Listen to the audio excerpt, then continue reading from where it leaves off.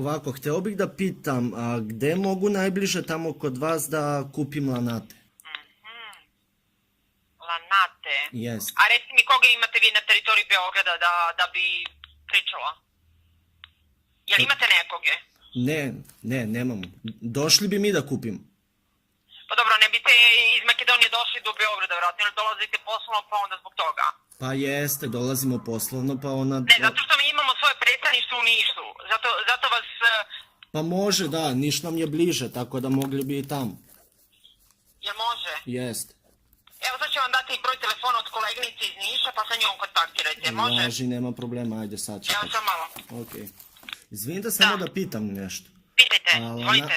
Lanate, jel u slobodnoj prodaji tamo? Jeste, kod nas jeste. Jeste, ja mislim da oni dole mogu da vam prodaju, da vas ne upućuju, ili pitajte koleginicu, pošto iz kog dela Makedonije zovete? Iz Skoplja. Iz Skoplja. Yes. Neka vas uputi na koju poljoprivrednu apoteku dole u Leskovcu ili Vranju, to vam je još bliže varijanta. Znači, kome su isporučili, pa neka vam da kontakt telefon i bliže vam tamo pređete granicu i kupite. A da moji rođaci potraže, to ne mogu, fizičkim licima isključivo ne prodajete? Mogu, ali samo ne kod nas, nego u nekoj od poljoprivrednih apoteka. Aha. Mi prodajemo, imamo ovde malo prodaju, ali fizičkim licima ne prodajemo to.